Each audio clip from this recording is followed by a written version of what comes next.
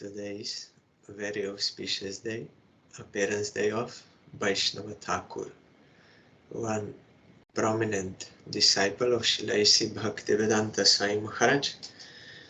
His sannyas name became Srimad Gaur Govinda Swami Maharaj. I have some engagement today evening, but I did not want to miss this opportunity because on the days of appearance of Vaishnavas and disappearance also, these tithis, these lunar days are very important. They are sacred and one can get devotion. Our Gurudev told, even in this material world we see if someone has birthday, he becomes more magnanimous on that day, more merciful, more broad-hearted. He will invite many people to celebrate and he will serve them nice food and everything. And if someone comes by chance or through someone who was not directly invited, that person will not reject him. He will also accept him and will give him everything. Like that, Vaishnavas are already all merciful, unlimitedly merciful, but still on these days they are more merciful. So we can get that chance of getting their mercy. So today also is that day of appearance of Vaishnava, Srila Gaur Govinda Swami Maharaj. We on these days we have to hear about them, we have to speak about their glories, and we have to know about their teachings and example, and also we have to follow their instructions. Then we can receive their mercy and we can advance in our devotion to Krishna. So in his biography it is written, His Divine Grace Om Vishnupad Shri Srimad Gaur Govinda Swami Maharaj made his appearance on September 2nd, 1929. Means he was 5 years older, no, younger, 5 years younger than our Gurudev. In the village of Jagannath Pur, that is not far from Jagannath Puri Dham, Orissa, India. Sri Brajabandhu, as his Divine Grace was then known, that is friend of Braja, that is friend of Vrindavan, as his Divine Grace was then known, grew up in the village of Gadaigiri, where he practiced devotional service to Krishna from his early childhood. His grandfather was a Paramahamsa, whose only business was to chant Hare Krishna and cry before the deity of Krishna, known locally as Gopal Jiu. He thought this Jiu means more respectful, fully respect. Sometimes we hear Guru Ji or Gopal Ji like this, but the Jiu is even more superlative, like respect. Gopal Jiu, like Radha Govinda Jiu, like this. So this grandfather, he taught Brajabandhu how to count by chanting the Hare Krishna Maha Mantra on his fingers. In his childhood, Brajabandhu would travel with his uncles from village to village chanting Hare Krishna and singing the songs of Narottam Das Thakur. We have to sing the songs of pure devotees. Then Krishna will be pleased, because pure devotees, they pleased Krishna with those songs. So we have to follow them, then Krishna will be happy. The Giri family, in which Srila Gaur Govinda Swami Maharaj appeared, have been known among the most famous kirtan performers in Orissa since the time of Shyamananda Prabhu. Shyamananda Prabhu, you know, he was before Krishna Das, then he took shelter of, means he got this name Krishna Das from Hridaya Chaitanya. Then he went to Vrindavan, and there he was learning all the devotional scriptures of the Goswamis under Jiva Goswami. Then Jiva Goswami sent them back to Bengal and Orissa to preach. So Narottam Thakur went North Bengal, and Shyamananda Prabhu went Orissa and Medinipur. So he was very famous, and his followers for Kirtan. So this family, they became the most famous Kirtan performers in Orissa since the time of Shyamananda Prabhu. 300 years ago, in the temple register of Jagannath Puri, the king of Orissa wrote that the Kirtan party of Gadai Giri should come perform Kirtan for Lord Jagannath whenever possible. In Orissa, they are seen as Kirtan Gurus. From the age of 6, Brajabandhu worshipped the deity of Gopal by making garlands and sometimes under the light of a candle, singing hymns for him from palm leaf manuscripts. So we know from Shastra that at early age one has to start by the age of 5. So he started already chanting before and then also worshipping deity at the age of 6. He would never take any food that was not offered to Gopal. That is strict vow of Vaishnavas, not to eat any bhoga or anything which cannot be offered to Krishna. Impossible, because they know we belong to Krishna, so our life is maintained by Krishna's mercy, his prasad. First, everything should be offered to him, then we will take his mercy. By the age of 8, Brajabandhu had read the entire Bhagavad Gita, Srimad Bhagavatam, and Sri Chaitanya Charitamrita, and could also explain their meanings. These are most prominent scriptures for all Gauriya Vaishnavas. So at the age of 8, that is actual education. We are starting our education at the age of 6 or 7, but these worldly things. But proper education is from Vedic Shastras, also Mahabharata, Ramayana, like this. Then we can know about these worldly things and also spiritual. Otherwise, it becomes useless only for worldly things. That type of education. At night, many villagers would come to hear his recitation of the Oriya Bhagavat, Ramayana, and Mahabharata. Yes, here they are mentioned. That is proper education, these books. You get actual knowledge. In this way, from the very beginning of his life, he was absorbed in chanting Hare Krishna, studying Vaishnava literature, and worshipping his beloved Gopal. His natural inclination to the Lord indicated his future devotional life, just as the morning shows the day. After the death of his father in 1955, he became responsible for maintaining the family.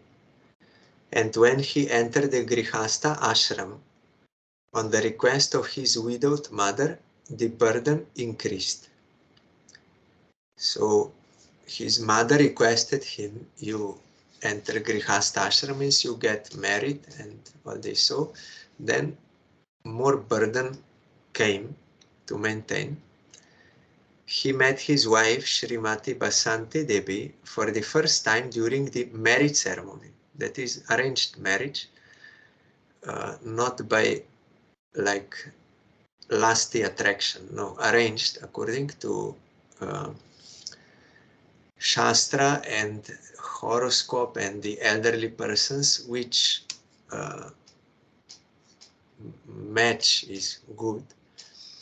So, owing to financial constraints, he could not avail himself of university education. But he prepared himself at night to attend the examinations. Within 2 months, he successfully graduated, acquiring the second position among all the students of Utkal University. In this way, he completed his Bachelor of Arts degree and later his BEd. I don't know what it is.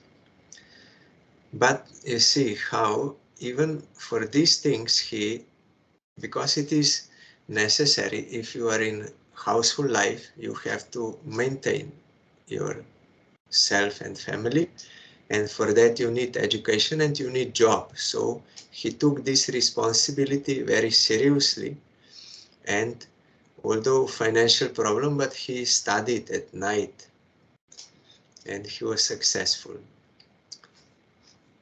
In this way, yes, despite many responsibilities, his devotion for Gopal never slackened. Sometimes we make excuse that I am so busy with this maintenance like this, so I have no time to chant, later I will, and in between I'm chanting like this. So, but he did not, he was not like that. Like Ambarish Maharaj also. He was doing his kingly duties, but also he was doing bhajan. Dhruva also, Prahlad also. So should not make excuse like I'm so much engaged in this, I have no time for bhajan. That is not right. And actually doing bhajan is more important. Without bhajan, all those worldly duties, they become useless. You will not gain anything. In Bhagavatam, that explanation is there, one verse is there. If someone perfectly does Varna Ashram duties, but does not worship Supreme Lord by hearing and chanting that bhajan, then what he gains? This question, what is his gain? Means nothing.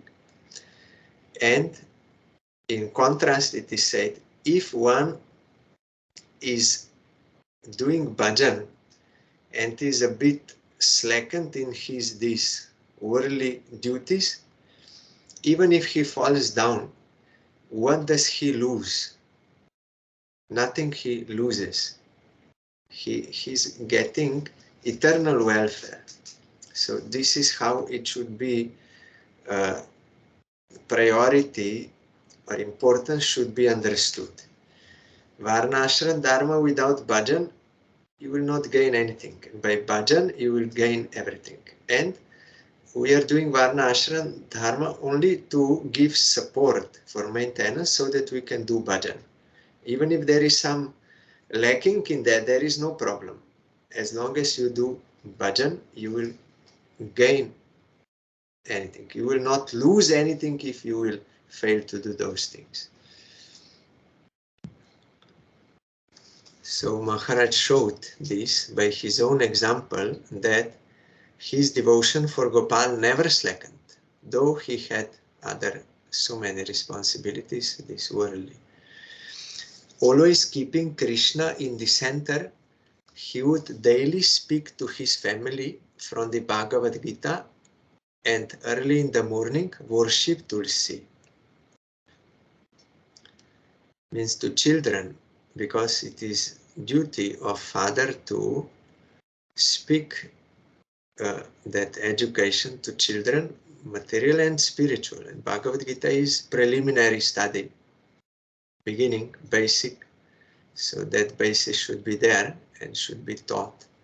And worship Tulsi. Tulsi is pure devotee. Also during this time as a householder, when he adopted the profession of a school teacher, he would take every opportunity to speak to his students about Krishna and the devotional principles. So not only to his own family members, but to others also. That is compassion, actual compassion. 30 years later, some of his students were to become his disciples, because they already got the seed at that time when they were there, so that fructified.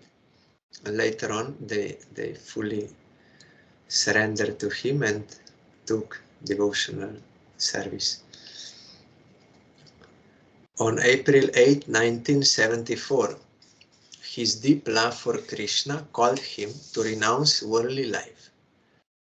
At the age of 45, he left home and relatives in quest of spiritual perfection, because already he was spiritually practicing, but now he wanted full. Carrying only a Bhagavad Gita and a begging bowl, he wandered around India for 1 year and visited many sacred places along the river Ganges. He was searching for that person who could help him develop an understanding of the Mahamantra, means realization of Mahamantra, because he wanted spiritual perfection. So only one who is spiritually perfect can take us to that. And that spiritually perfect person, he knows the actual meaning, has realization of Mahamantra. So he was searching for that, such kind of person. After many philosophical debates with Mayavadi sannyasis and yogis in the Himalayas, he proceeded on foot to Vrindavan, the sacred Lila Bhumi, means place or earth, of Shri Shri Radha and Krishna, thinking that in Krishna's there abode his desire would be fulfilled. That is the purpose of going to holy place, is to meet holy person. Otherwise only as a tourist and sightseeing and taking rasagula, rabri, halwa, and this, that is not the point. You should go to holy place to meet holy sadhu and from him hear about what kind of pastime Krishna did here or is doing, how I can engage myself in the service of Krishna. Then that will be proper, not like going and staying in hotel with AC and yes, very nice, Vrindavan is very nice. That is not the point. 2 weeks after arriving in Vrindavan, he saw a signboard with the words International Society for Krishna Consciousness, founder Acharya A.C. Bhaktivedanta Swami, Srila Prabhupada. Then he met a group of Western devotees who gave him a copy of Back to Godhead magazine. When he read the contents describing the glory of divine love for Krishna, his heart became anxious to meet the founder of the movement, Srila Prabhupada. At last he was to meet his eternal spiritual master, whose association he had been awaiting for such a long time. So when he heard, means reading is the same as hearing. From pure devotee, then he understood, yes, this is what I was searching. So I have to meet the person who wrote this. About the one who has divine love for Krishna, he can describe the glory of divine love for Krishna. And when that touches our heart, then we will also be inclined or eager to get that. Srila Prabhupada had just finished his lunch when Gaur Govinda Swami entered the room and paid his obeisances. Srila Prabhupada then asked him, have you taken sannyas? Means already you took sannyas? Gaur Govinda Swami said, no, And Srila Prabhupada said, then I will give you sannyas. At that time, Gaur Govinda Swami understood that Prabhupada knew his heart and surrendered to him. That is the sign of a bona fide guru. He knows the heart of everyone. He's like in that pranam mantra of Shukadev Goswami, he's residing in the heart of every living entity. Guru can know the heart because his vision is pure. Everything is reflected in his heart and he knows everything. So he knew why Gaur Govinda Maharaj left his house, what he's searching, everything he knew. So he just directly asked him, not how are you, where are you from, what is your father's name. Like when you come to India, then people see some Western faces, then they will approach, then they will ask so many questions. You have any brothers? What job you are doing? So many, and the schedule, and everyone almost same that order they will ask you. They will not ask you how is your bhajan or like this, but all these worldly things. What you are eating in your country, you are eating rice or chapati, these questions. But Sai Maharaj did not ask him these questions. He knew, he said, you already took sannyas? No, I didn't. Then I will give you sannyas. I will engage you in the service of Krishna fully. Sannyas means full engagement for the service of Krishna. So that is the Gaur Govinda Swami also understood. He knows my heart. So he's a bona fide guru and he surrendered unto him.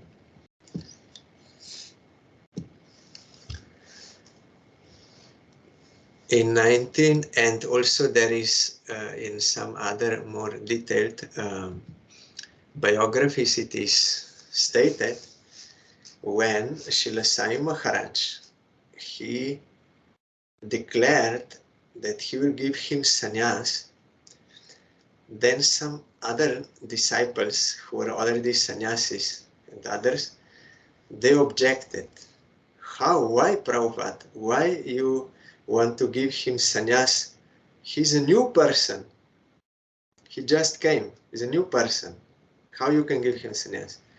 Then Swami Maharaj said, no, you are new persons. He's not new person. He's a Vaishnava from his birth. You are new persons. So Guru actually sees inside. We see external, oh, that man, that devotee, he's so long time in the process. 40 years back he started. We think, oh, he must be great devotee. But that is not the sign. Or external, he was in India, oh, he's a great devotee. All this we think, but it is not necessary. What is inside someone's heart, that is what Krishna sees, that is important, and what Guru sees. And there are many lives. Maybe someone started in this life and now he's 40 years devotee, he's most senior devotee. But someone may, like as a child, but he did bhajan in previous life, so now from this life he will start. So maybe after 2 years or 1 year after initiation, he will be more advanced in actual devotion than that person who is 40 years. So we should not consider by external signs. Shukadev Goswami appeared as 16 years old. And he entered the assembly. There were so many old sadhus, but they all understood his glory and they all stood up and offered obeisances out of respect. So the point is how much bhajan one has. That is important. So he saw, you are new persons. He's not new.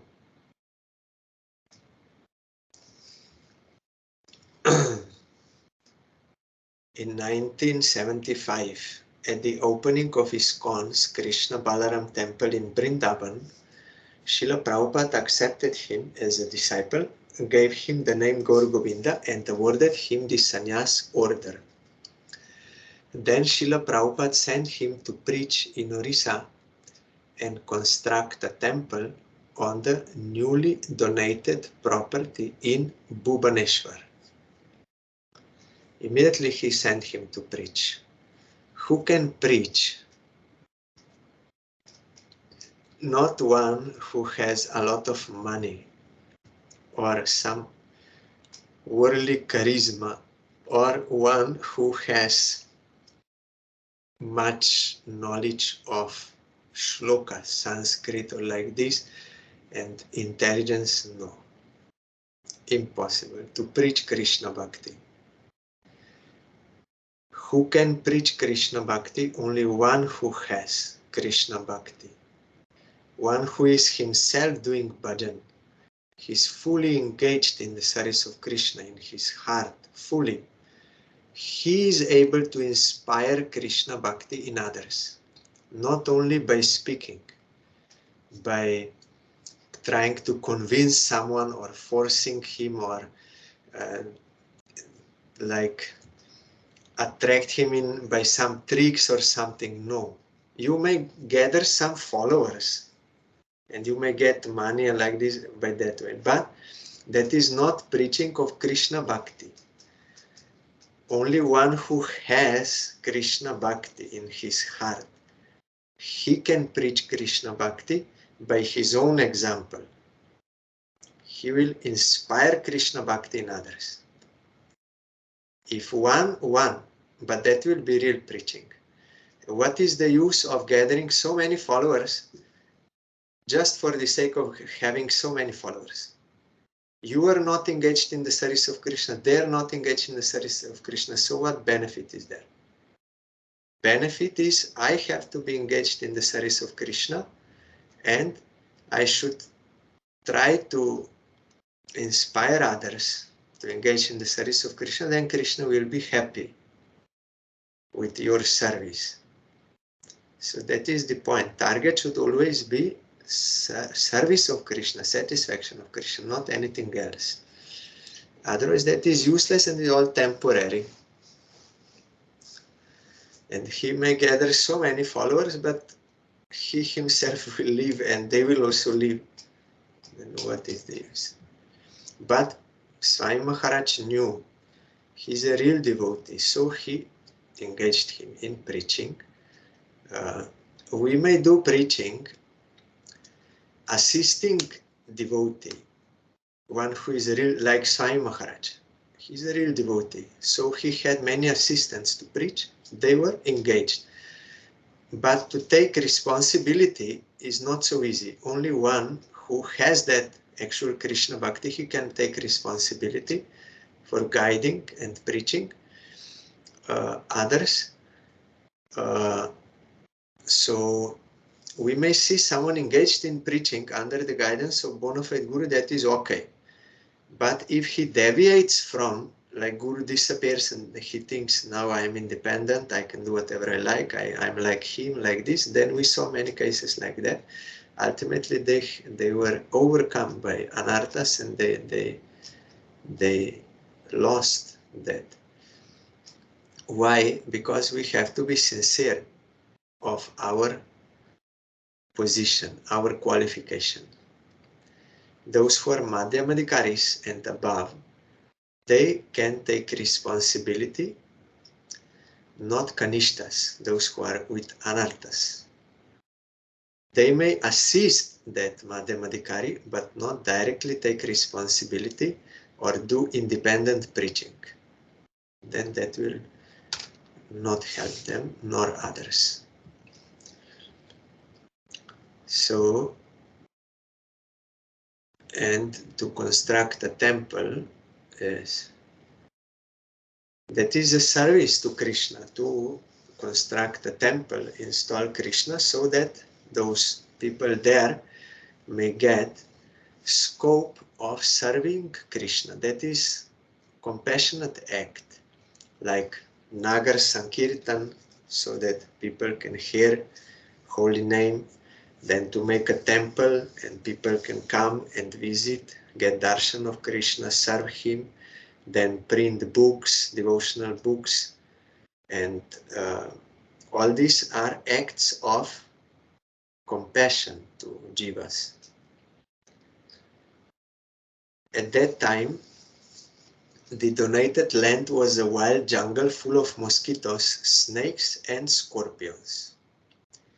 It was so far from the city center that even during the daytime, people were scared to visit out of fear of dacoits, robbers.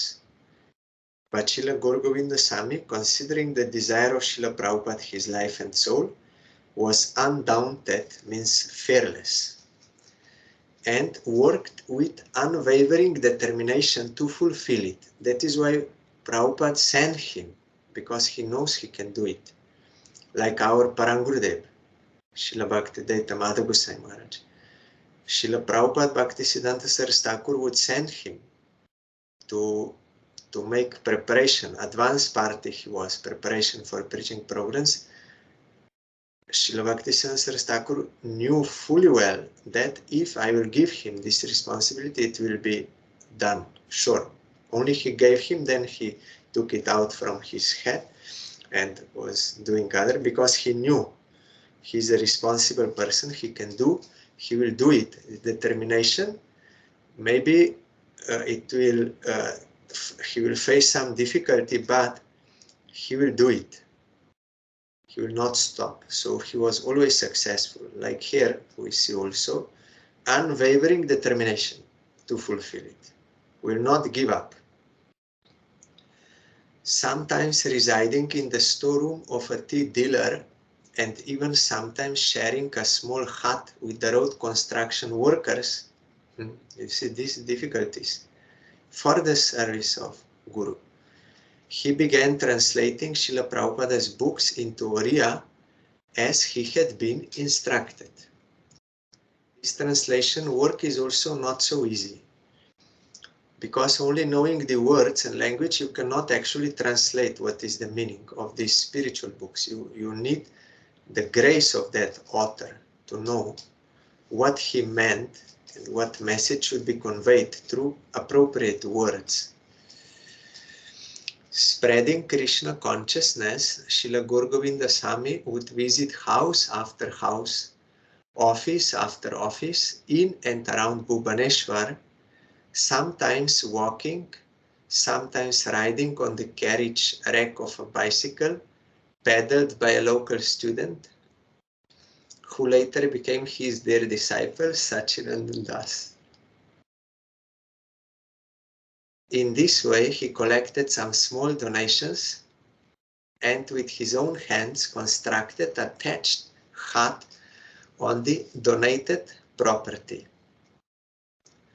Because Sai Maharaj saw this, Krishna gave us this land, it's donated, so he wants his temple there. So they did not see, oh, this is not good location, that is better there in the city, then we'll get more money, like this. They're not thinking in this way. They see Krishna's desire and they want to fulfill that. And those who are serious can do that. In early 1977, Srila Prabhupada came to Bhubaneswar. Although arrangements had been made for Srila Prabhupada to stay comfortably in the government state guest house, Srila Prabhupada at once rejected this proposal. Why? Because devotees, they are not after comfortably staying. They are interested in service of Krishna. That is their happiness. They feel comfortable. Our Gurudev also told, they invited him to that Barcelona, some religious something meeting. Guru said, then where I will stay there? I don't want to stay that hotel there on the beach and these things. If there is some house of a devotee, he may be poor, that is no problem. I may stay there, but not in some hotel there. That is not congenial. Because people, they go there tourists for enjoyment and all this, doing sinful activities. So even if sometimes pure devotees are given some comfortable room in some rich houses of some aspirants or disciples like this, still they will use that, but not in spirit of enjoyment and only as much as necessary. If bad will be very big bad, still when they will take rest there, they will take rest in a way only how much is necessary for them. They will not like enjoy, no, how much is necessary. Even outwardly we may see he's enjoying, no.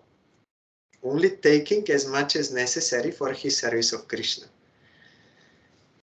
And then also such a real devotees, but we also saw in history some they thought we are gurus and they were enjoying all kinds of comforts and they wanted and all this, then ultimately they could not remain in devotional practice, because that is not the point.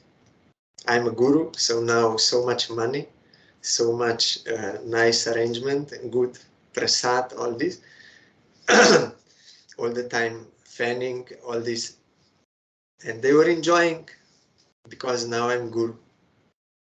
But that is not service of Krishna, so you lose. But one who is a real devotee, although offered so much opulence, like Sai Maharaj, he never enjoyed it, only accepted Yukta Vairagya as much as necessary for his service, never enjoying. So he never deviated from the service of Krishna because he was pure devotee when he started preaching. That is why he cannot fall down. But if you start preaching not being pure devotee, then there will be difficulty. You may start preaching under the guidance of pure devotee, always under his guidance, not independently. Then you will lose.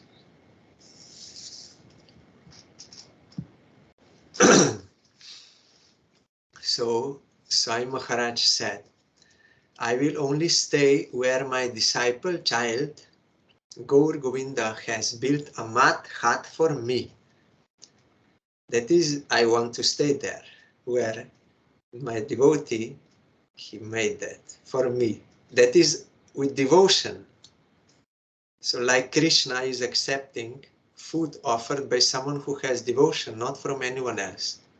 So here also in this also devotion is there. So they accept this.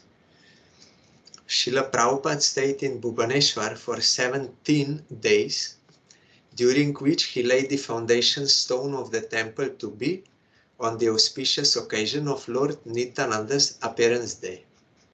This was Srila Prabhupada's last founded project, the last temple. In 1991, after, and also there in that more detailed biography, you will find that he instructed him, Srila Sai Maharaj, there. During those 17 days in private, he instructed, and he also told him, you will have to take the leading role in this society. Then Gaur Govinda Sai Maharaj, as real Vaishnava, he said, no, I am not qualified. I have to be the last. I have to follow the devotees. I cannot take the leading role. Then Sai Maharaj, no, you will have to take leading role. A real Vaishnava, he never thinks, I'm qualified. I am this. So,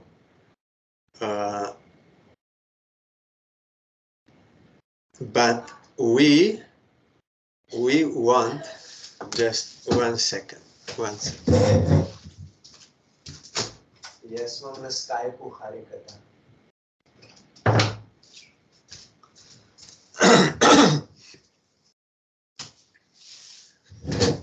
But conditioned souls wanting name and fame, wanting enjoyment, all these things, we are forcing ourselves or want to acquire leading positions so we can order others, we can exploit others, we can get the service from others. All these things we want to do. But real Vaishnava is not interested in this. real Vaishnava is interested in the service of Krishna. That is my necessity. So here we see, and based on that, they later accepted him. Based on that instruction of Srila Sai Maharaj, later they also accepted him in the GBC of ISKCON and also to be initiating spiritual master. In 1991, after 16 years of determined endeavors, Srila Gaur Govinda Swami fulfilled the instructions of his spiritual master with the opening of a magnificent temple of Sri Sri Krishna Balaram, which now attracts thousands of people to Krishna consciousness. This is the point of making temple. Srila Gaur Govinda Swami Maharaj said, I have opened a crying school here in Bhubaneswar. Unless we cry for Krishna, means we are so eager for him that we are crying like a child crying for something he wants, desperately he wants. So unless we cry for Krishna, we cannot get his mercy. This was the message he preached so vigorously all over the world during the last 10 years of his manifest pastimes. Once one man was approaching Banshidas Babaji Maharaj and asking how I can attain God.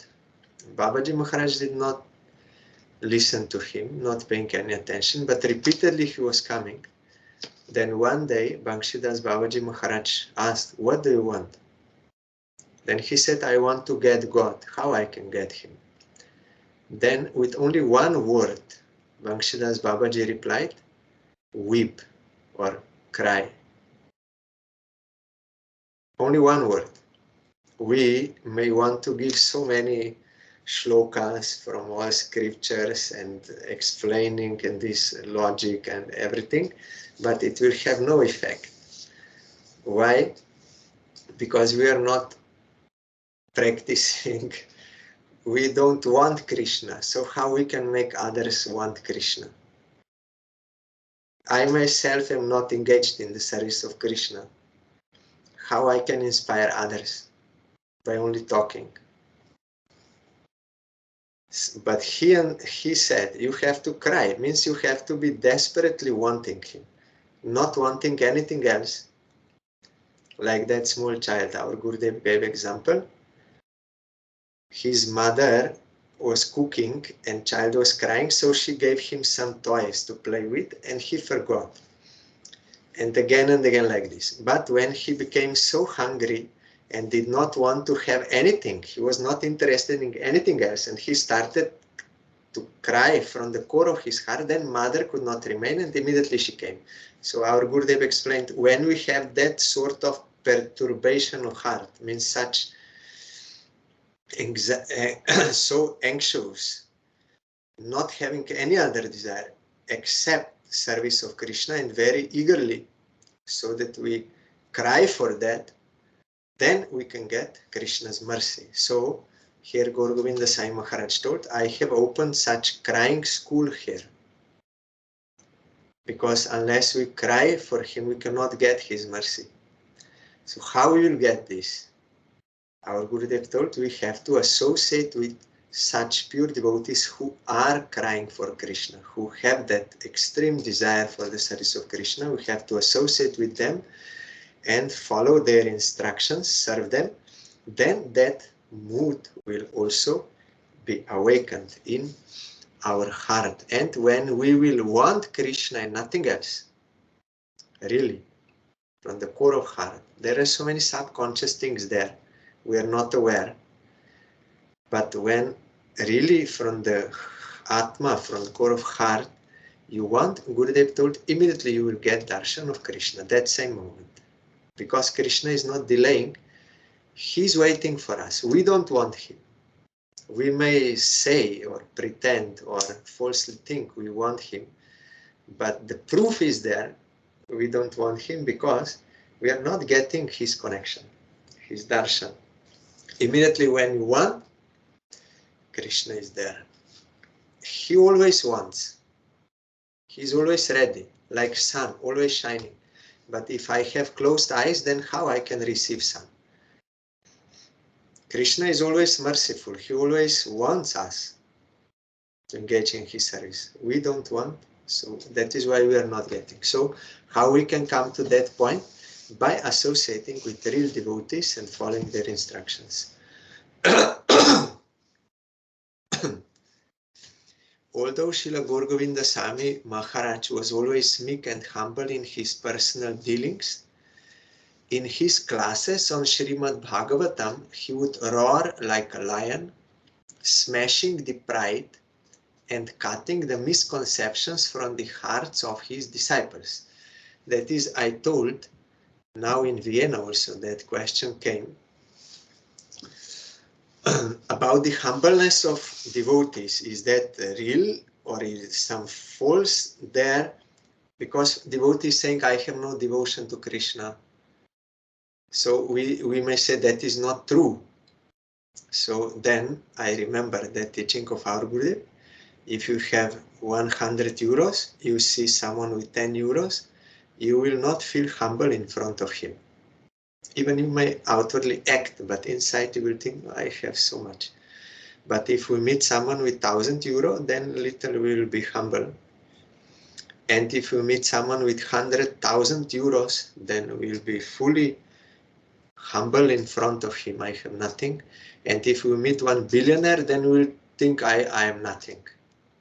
Although I have that 100 euros, but I will think I have nothing in comparison with him. Like that, pure devotees, they are in touch with unlimited reality, Supreme Lord, and with his personal associates. They have that unlimited, ever-increasing devotion to Krishna. So having contact with that type of, then what I can think about myself? I have nothing. So that is the expression. But when such devotees who are beyond Maya, but having humbleness towards that unlimited reality, are ordered by Krishna to preach to conditioned souls, to rescue them from Maya, then they will act very boldly, according to this vision. They will act very boldly. They will say, you are a rascal, you are a cheater, you have this desire, all boldly. So outwardly it may seem they are very arrogant. They are not humbler than the blade of grass, but that is our mistake. They are cutting through Maya boldly to serve Krishna, to serve the devotees. They are always humbler than a blade of grass to them. And for their service, they are rescuing us from misconceptions, from Maya. For that reason, they are bold. So that is not against humility. That is actual humility. So here we see in like these dealings, like our Gurudev, very slowly he would speak. You have to hear him, and smiling and like this in room. But on Harikatha and on preaching and Nagar singing like that, like lion, to cut through Maya, that is out of compassion, to rescue us. Like in Sergeant, he has to cut through skin to open and do so many things. That does not mean he's cruel. No, he wants to heal. Like that, pure devotee outwardly seems like arrogant and cruel like this, but that is his love, that is his compassion to rescue us from our disease, to make us healthy. So we should not mistake that as not humbleness. Sometimes he would read an apparently basic philosophical statement from Srila Prabhupada's purports.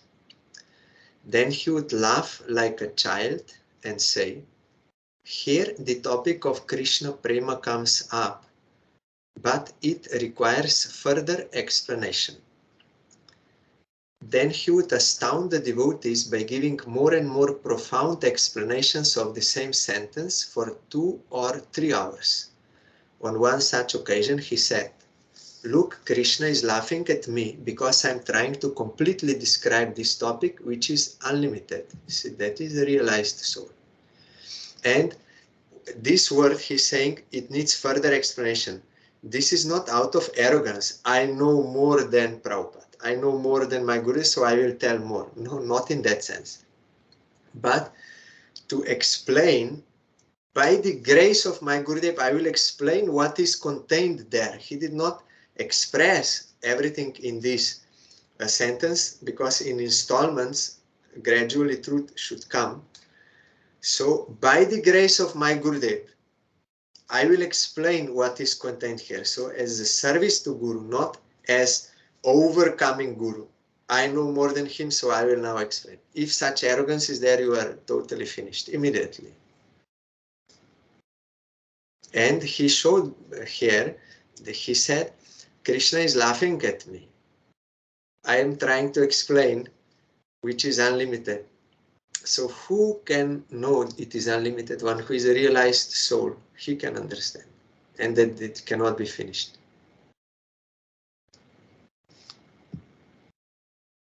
Srila Gaur Govinda Swami Maharaja's knowledge of scripture was formidable. He would substantiate everything he said with evidence from all over the Vedic literature. Sometimes he would question a disciple, and if the disciple could not answer with a reference to the scriptures, Srila Gaur Govinda Swami would at once exclaim, "He is a cheater. Don't be a crooked person. A Vaishnava quotes authority." So everything what we say, it has to be substantiated by scriptures. You have to give that evidence from scriptures. It may not be fully expressed in scripture. It may be in brief like this, but you have to give that evidence for what you are saying. It should be in line with that saying. Because scriptures are mercy incarnate of Krishna. They are not different from Krishna. So everything is there. But further revelations are also coming by scriptures and also by devotees. But everything is there in stated, mentioned. So you have to quote. Otherwise, you may give some your own mental speculation, some ideas. No, it must be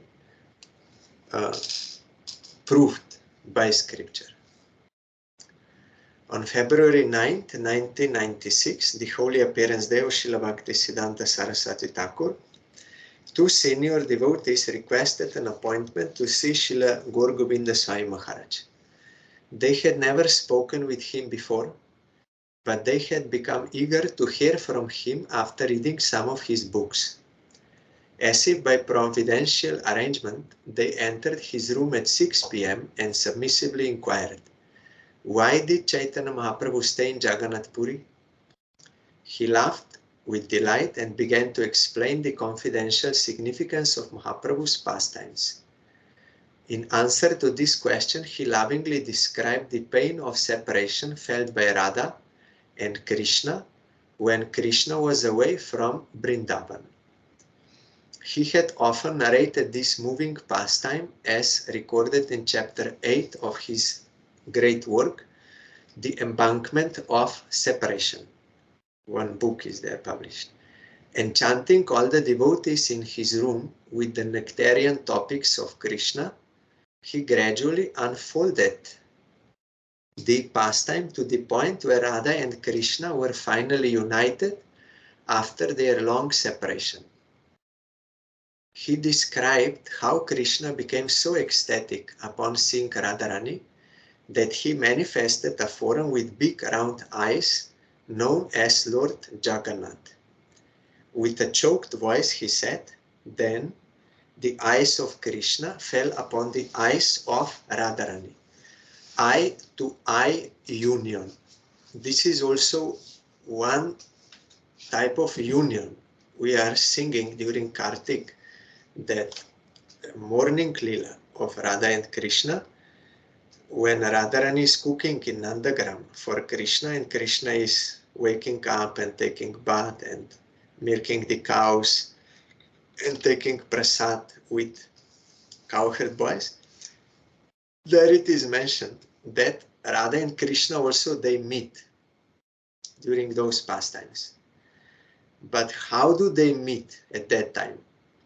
By eye contact only, not in that way. Because there is the Yashoda and all that Lila is like that. So by eye-to-eye contact, that is same as direct contact, because in transcendental realm, that is different. That bhav is coming, love. So here, eye-to-eye union. Overwhelmed with love for Radha and Krishna, he apologized with folded hands. Please excuse me, I cannot speak. Because overwhelmed with love, like Mahaprabhu said, when that day will come, when I will try to chant Harinam, call Krishna, but I will not be able to speak because of so much ecstasy. In a barely audible voice, he gave his final instruction, Nam Koro, means chant the holy name. All the devotees began to chant as their spiritual master lay back on his bed, breathing very slowly and deeply. A servant nearby placed a picture of Gopal Jiu, his childhood deity, in his hand. Then, gazing lovingly at the picture of his worshipable deity, Srila Gaur Govinda Swami called out Gopal and departed for the spiritual sky to be united with his beloved Lord.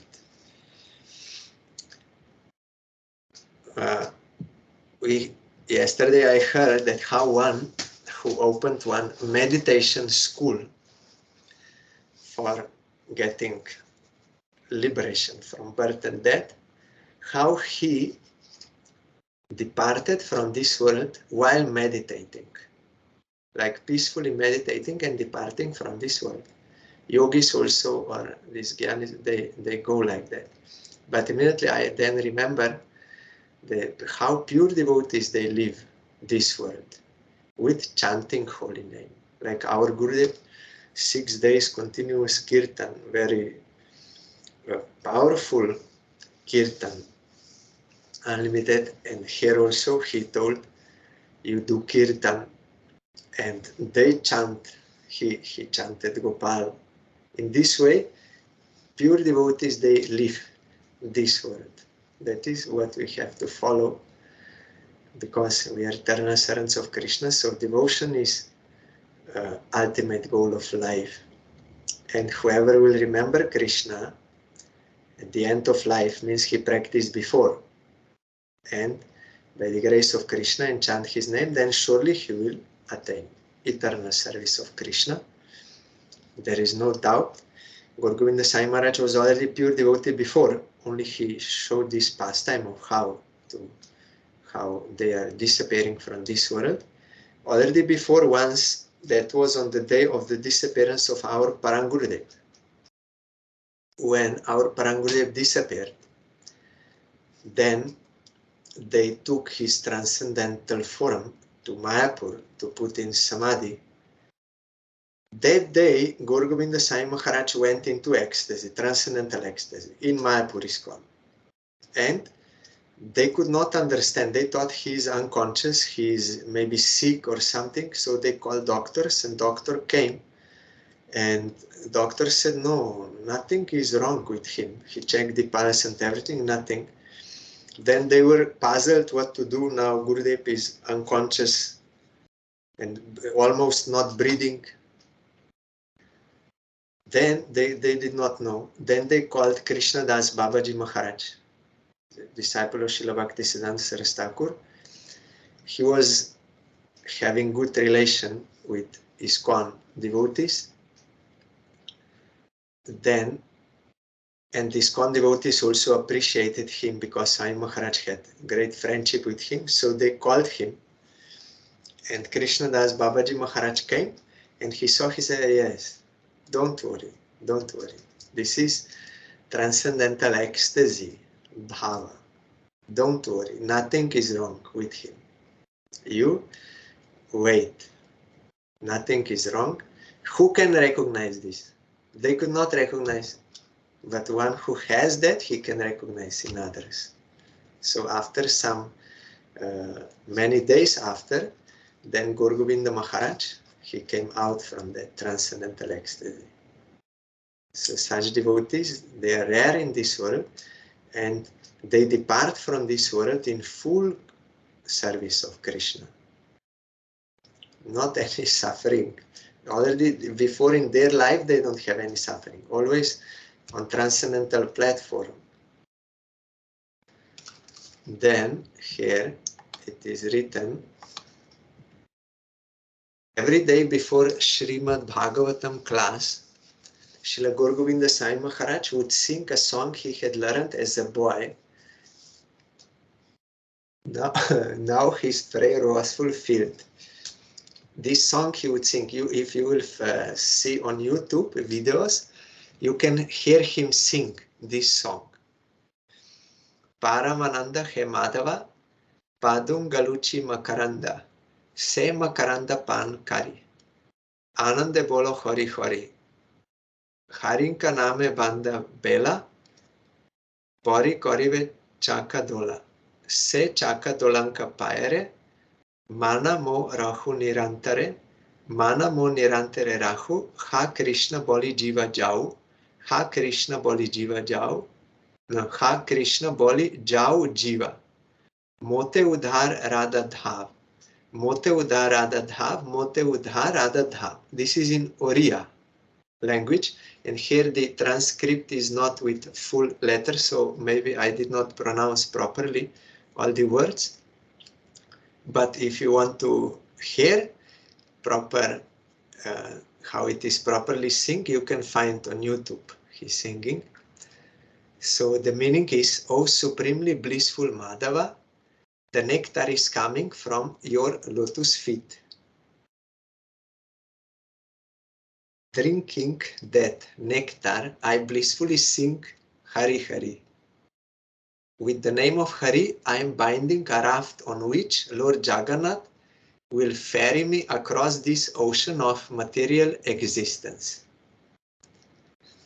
My mind always remains at the lotus feet of that Jagannath, who has very large, round eyes.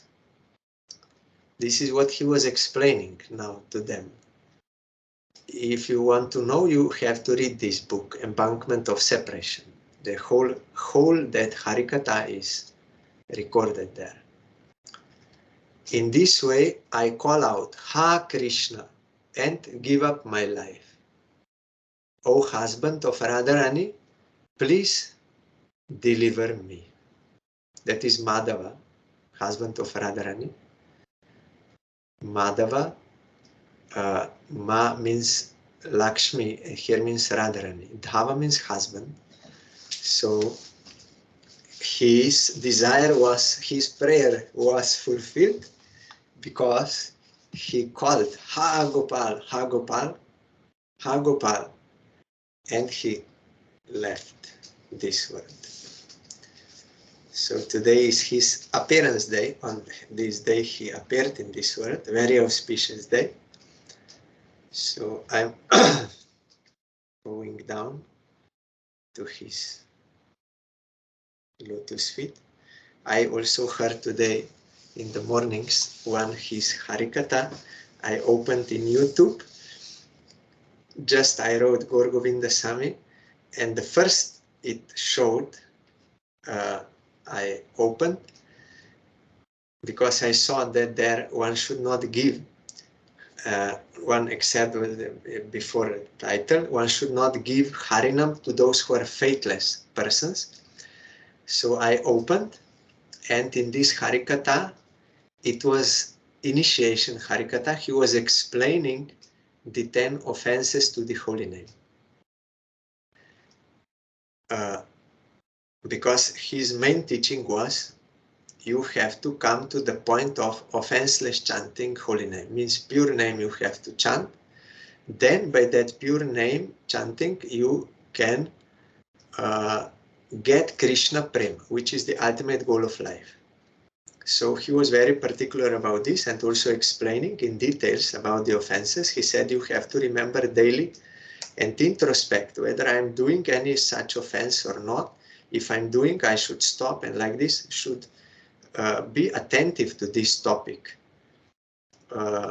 Not just chant Hare Krishna, Hare. No, you have to do it sincerely and avoiding these offenses. And he said, you understood this? He asked them, those who took initiation, he asked them, you understood? He said, you try, carefully you try and chant. You come to this point of offense with great compassion, he was explaining, then you will get Krishna Prem, you can enter back home, back to Godhead. And he said, I hope you can do it in this life. Guru cannot like forcefully take you there. Like, I bless you, you will go Golok. No, it depends on your sincere effort, sincere service. So he said, I hope you can go back home, back to Godhead in this life. By this offenseless, you try to come to the point of this offenseless chanting.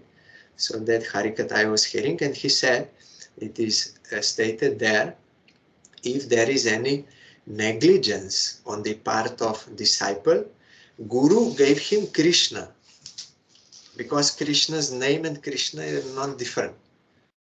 So Guru gives us Krishna, but should not be given to those who are faithless, only to those who are faithless.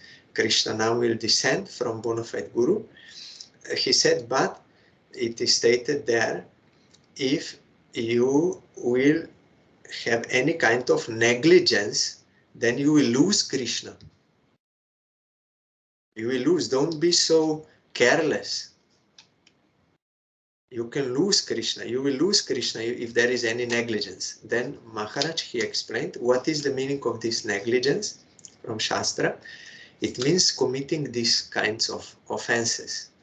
If we do that, then we lose the connection with Krishna, because we can have connection with Krishna only through service attitude, not with this wrong attitude. So this we have to give up very carefully, one by one, and be very alert of this and chant for Krishna satisfaction without offenses. Then we can get Krishna Prem and we can enter back home, back to Godhead. This ultimate goal of life. So on his appearance day, I'm bowing down to Srila Maharaj and praying for his forgiveness if I have committed any offense to his lotus feet, knowingly or unknowingly, and pray for his causeless mercy to kindly bestow service of his lotus feet and the lotus feet of Supreme Lord Shri Radha Krishna and Chaitanya Mahaprabhu. Hari Bol.